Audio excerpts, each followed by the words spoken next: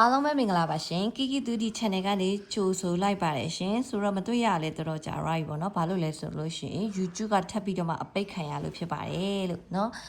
ဆိုတော့ပထမနှစ်ပတ်ပိတ်သွားတယ်အမှတစ်ပတ်ပြန်ပွင့်လာတယ်ပွင့်လာတဲ့အချိန်မှာဘာလို့လဲဆိုလို့ရှိရင်ကနန်းကိုတေချာထိန်းရေးပြီးတော့မှတင်တယ်အဲ့တော့ तू က YouTube ကပိတ်ချင်နေတာဖြစ်တဲ့အတွက်အဲ့တော့အဲ့ပြန်ပွင့်တဲ့တစ်ပတ်အတွင်းမှာပြစ်ချက်ကရှာမရအောင်ရှာမရတဲ့ချိန်ကသူကဘာလုပ်လဲဆိုလို့ရှိရင်လွန်ခဲ့တဲ့လပြီးခဲ့တဲ့လ9လပိုင်းတော့ကတင်ခဲ့တဲ့ဗီဒီယိုနဲ့ကောက်ပိတ်လိုက်ပါတယ်တဲ့နှစ်ပတ်ဆိုတော့ဘာမှလုပ်လို့မရတော့အဲ့တော့ဘာလုပ်လဲဒီပိတ်တဲ့နှစ်ပတ်အတွင်းမှာကျမကနန်းဘယ်လိုပေးလဲဆိုလို့ရှိရင် Viber channel နဲ့ Telegram channel မှာကနန်းတင်ပေးပါတယ်เนาะဆိုတော့အဲ့တော့ channel တဲ့ရောက်နေပြီးတဲ့လူတွေကတော့ရကြမယ်ပေါ့เนาะအဲ့တော့ဒါမဲ့လည်းစိတ်တကြတဲ့ချိန်ကျတော့အဲ့လောက်ကြီး YouTube ကတလောက်ကြီးခဏပိတ်နေတဲ့ချိန်ကျကျမလည်းစိတ်တကြတာပေါ့နော်အဲ့တော့စိတ်တကြတဲ့ချိန်ကျခဏနေ့တိုင်းဒီတော့မရှာဖြစ်တော့ဘူးဘာလို့လဲဆိုလို့ရှိရင် brain နဲ့မွေးကနန်းပေးတယ်ဒါပေမဲ့အဲ့ဒီမှာမွေးကနန်း YouTube မှာမတင်ဖြစ်တဲ့ကာလအတွင်းမှာ Viber နဲ့ Telegram channel မှာတင်ထားတဲ့မွေးကနန်းတကယ်အလုပ်လုပ်တာဘယ်လိုအလုပ်လုပ်လဲဆိုလို့ရှိရင်မွေးကနန်း6ကွက်ပေးတယ်2ကွက်ထွက်တယ်ပထမဆုံးစပိတ်တဲ့အပတ်မှာအဲ့တော့ပြီးခဲ့တဲ့တောက်ကြံလေးက4ရှစ်ထွက်တယ်နော်အဲ့ဒီအပတ်မှာမွေးကနန်းကတစ်ပတ်စာမွေးကနန်း6ကွက်က3ကွက်ထွက်တယ်ဆိုတော့ရှယ်မွေး6ကွက်ကအလုပ်လုပ်နေတာဆိုတော့အဲ့ဒီမွေးကနန်း6ကွက်ကိုကျွန်မဆက်ပြီးတော့မှကင်နေတယ်ဘာလို့ဆိုကိုကအလုပ်လုပ်နေတော့မလို့သူကနော်အဲ့တော့တကယ်အလုပ်လုံးမလို့ဆိုလို့ရှိရင် comment link ထဲမှာချပေးထားတဲ့ Viber channel နဲ့ Telegram channel မှာတွားကြည့်လို့ရတယ်ပြီးခဲ့တဲ့နှစ်ပတ်ကတင်ခဲ့တဲ့ကနန်းကဘာတွေလဲမွေးကနန်းကတကယ်ထွက်ခဲ့လားဆိုအဲ့ဒီ channel မှာ Viber channel နဲ့ Telegram channel မှာတင်ထားတယ်အဲ့တော့တွားကြည့်လို့ရတယ်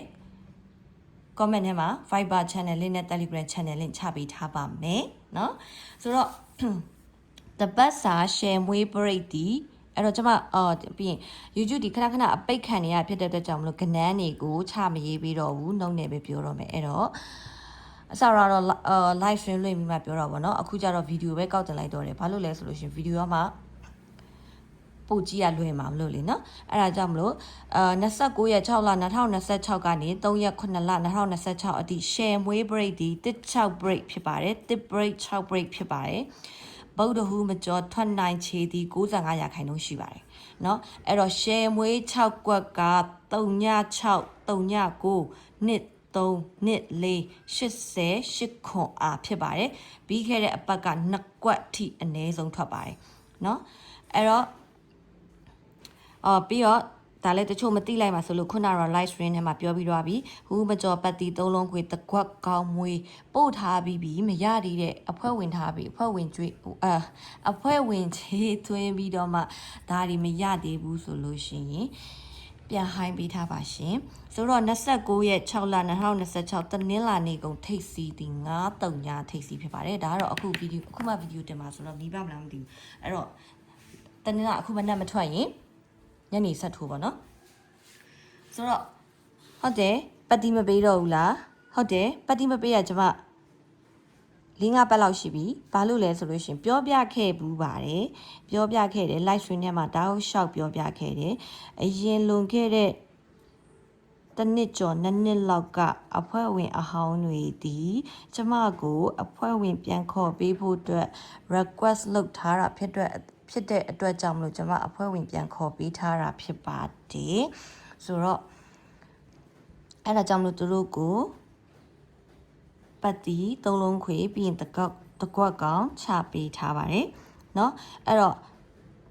3လုံးခွေ free မပေးဘူးလားဆိုဒီတစ်ပတ်3လုံးခွေအစားဒီ share မွေး6ကွက်ကအလုံးလုံးနေတာဖြစ်တဲ့အတွက်ကြောင့်မလို့ share မွေး6ကွက်ကိုချပေးထားတာဖြစ်ပါတယ်เนาะပြီးရင်ကျမရဲ့အဲ့လွန်ခဲ့တဲ့နှစ်တွေကဝင်နေအဖွဲ့ဝင်သူတို့တွေ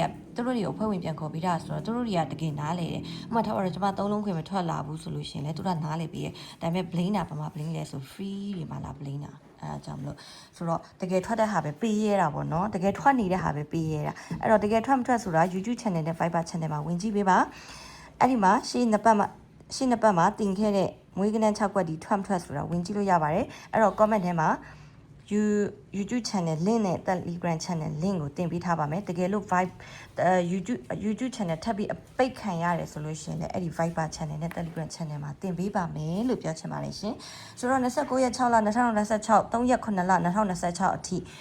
တပတ်တာလုံးစိတ်ချမ်းသာခြင်းကိုယ်ဤကြမ်းမှခြင်းတွေပြည့်စုံကြပြီးတော့9ရက်သားသမီးများအားလုံးသူ